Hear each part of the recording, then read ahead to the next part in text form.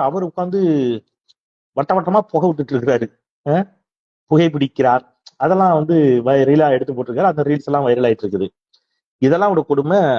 2018 ஜூலை 14ஆம் தேதி வந்த நக்கீரன் வார இதழ் அது வந்து எழுதியிருக்குது.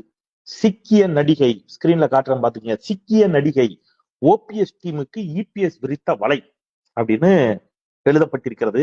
அதுல ஓபிஎஸ் ஓடி இந்த ரஞ்சனா நாச்சியார் இப்ப நேத்து போட்டு அடிச்சாங்கல்ல, அவங்க நிக்கிற புகைப்படம் இருக்குது பாருங்க. அதுல என்ன சொல்றாரு அந்த செய்தி, இப்படித்தான் ஆரம்பிக்குதுங்க நக்கீரன் செய்தி.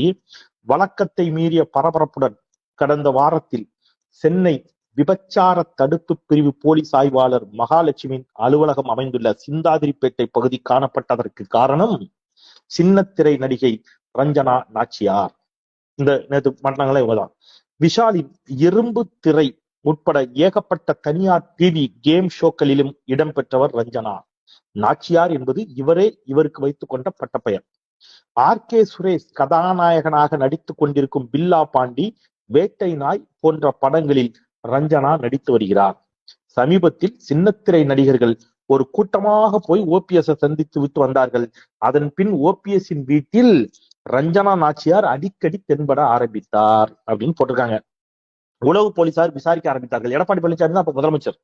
உளவு போலீசார் விசாரிக்க ஆரம்பிச்சு இவர் வந்து அவரோட மட்டுமல்ல, ஓபிஎஸோட மட்டுமல்ல, செல்லூர் ராஜு, ஓஎஸ் மணியன், காமராஜ், ஆர்.பி. உதயகுமார், மணிகண்டன் உட்பட வந்து அமைச்சர்களுடைய வீடுகளுக்கும் அலுவலகங்களுக்கும் வந்து செல்வார். அவர்களின் கார்களிலும் பயணம் செய்யக்கூடியவர். செயல்பாடுகளில் ரஞ்சனா இன்னொரு நிர்மலா தேவி என்கிறார்கள் அவரை சுற்றி இருப்பவர்கள். சின்னத்திரை நடிகைகள், கல்லூரி மாணவிகள் பலர் இவரது வலையில் உள்ளனர் என உளவுத்துறை ரிப்போர்ட் கொடுத்தது. இதனை அடுத்து ரஞ்சனா நாச்சியாரை பிடியுங்கள் என சென்னை மாநகர விபச்சார தடுப்பு பிரிவு ஆய்வாளருக்கு கோட்டையிலிருந்தே அசைன்மெண்ட் கொடுக்கப்பட்டது. இது எதுவும் நான் சொல்லல, நக்கீரனில் வெளியாகின செய்தி நான் உங்களுக்கு ஸ்கிரீன்ல காட்டி தான் பேசிட்டு இருக்கிறேன். ரைட், இப்போ இவரை பிடிக்க போறாங்க.